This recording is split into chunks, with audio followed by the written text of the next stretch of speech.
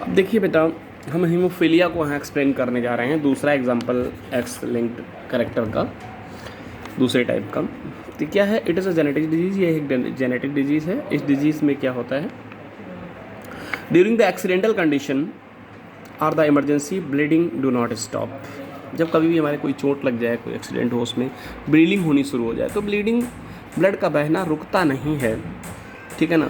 ऐसी situation between 2 to 8 minutes, कितने time में, एक्चुअल में ब्लड क्लॉटिंग का एक नॉर्मल टाइम होता है किसी हेल्दी पर्सन में, किसी नॉर्मल व्यक्ति में 2 से 8 मिनट के अंदर ब्लड की क्लॉटिंग रुक जानी चाहिए, ठीक है, जो एक नॉर्मल टाइम है।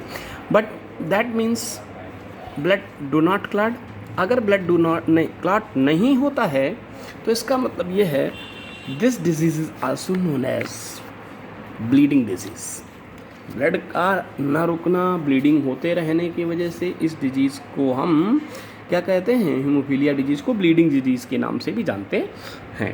इन द हीमोफीलिया, याद रखना, in the haemophilia blood clotting factor number 8, जिसे हम एंटी हीमोग्लोबिन फैक्टर कहते हैं, ये नहीं पाया जाता है, ठीक है। This disease first time seen in the queen Victoria's family. सबसे पहले इस डिजीज़ को रानी विक्टोरिया की फैमिली में देखा गया, ठीक है ना। Haemophilia inherited by the gene by one generation to another generation. Haemophilia जो है वो एक जीन के थ्रू एक जनरेशन से दूसरे जनरेशन में ट्रांसमिटेड होती है। ये जो जीन होता है या तो कैपिटल एच होता है हम लोगों में, या फिर स्मॉल एच होता है। जिस बॉडी में कैपिटल एच जीन है वो एक डोमिनेंट जीन है, स्मॉल एच है वो रिसेसिव जीन है। कैपिटल एच होने पर अगर किसी मेल की जैसे फीमेल है तो दोनों एक्स होंगे, दोनों एक्स पे दोनों पे कैपिटल है एच है तो वो नॉर्मल फीमेल है। एक पे कैपिटल एक पे स्मॉल है तो वो डिजीज़ कैरियर फीमेल है, मतलब वो फीमेल हीमोफीलिया डिजीज़ की कैरियर है, ठीक है ना। जबकि अगर दोनों पर स्मॉल है तो वो डिजीज़ फीमेल है, कलर ब्लाइंड हीमोफिलिक फीमेल है, ठीक है। अगर मेल है तो एक पर अगर एक ही एक्स होता है तो एक्स पर ही होने के चांस होते हैं इसके, वाई पर तो होता ही नहीं है, एक्स लिंक करेक्टर है चूँकि। तो अगर कैपिटल एच है तो वो नॉर्मल है, अगर स्मॉल एच है एक्स पर तो डिजीज़ मेल होगा। अब जरा इसका एक्सप्लेन एक एग्जांपल के थ्रू देखिए, हमने क्या एग्जाम्पल एक्सप्लेन किया है। A female which transfer the haemophilia in on off spring, एक फीमेल है जो अपनी संतानों में हीमोफीलिया को ट्रांसफ़र करती है। इट्स ए डॉटर इस डिजीज़, इसकी डॉटर्स जो हैं, इसकी जो पुत्रियां हैं वो डिजीज़ हैं।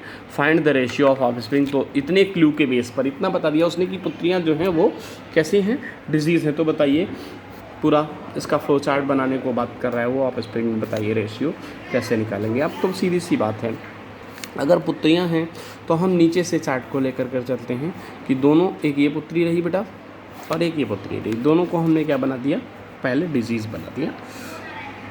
तो डिजीज़ बनाने के लिए हमने क्या किया, ये एक्स के साथ क्रॉस कर रहे, ठीक है ना। हाँ, दोनों इसकी पुत्रियां कैसी हैं बेटा, डिजीज़ हैं। तो ज़रा एक चार्ट को देखिएगा कैसे बनेगा। दोनों पुत्रियां डिजीज़ होने का मतलब होता है, हमने पहले उल्टे से हम चार्ट को लेकर चलते हैं। 2 ये डॉटर्स बना ली और 2 ये सन बना लिए, 2 ही चांसेस होते हैं, ठीक है बेटा। एक तरफ हमने फादर के लिए लिखा और एक तरफ स्मॉल एक्स मदर के लिए लिखा। बेटा जब पुत्रियां दोनों ही डिजीज़ हैं तो दोनों पर स्मॉल एच होगा, ये हमें क्वेश्चन बता रहा है, गिवन है, ठीक है। तो अब हम क्या करेंगे कि देखिए पुत्री कैसे बनती है, जब इसका क्रॉस इस एक्स के साथ होता है, दूसरी वाली पुत्री कैसे बनी होगी, इसका इसके साथ, यानी कि इससे एक्स जो आ रहा है उस पर भी स्मॉल एच है और इससे जो एक्स आ रहा है उस पर भी स्मॉल एच है, और इस पर भी होगा, तभी पुत्री क्या हो सकती हैं, डिजीज़ हो सकती हैं। क्लियर। अब पुत्र की बारी आई तो पुत्र के ये चांसेस होंगे इस एक्स के साथ और इस एक्स के साथ। क्लियर। पुत्र को यहाँ से एक्स मिलता है तो ये पुत्र भी कैसा हो गया,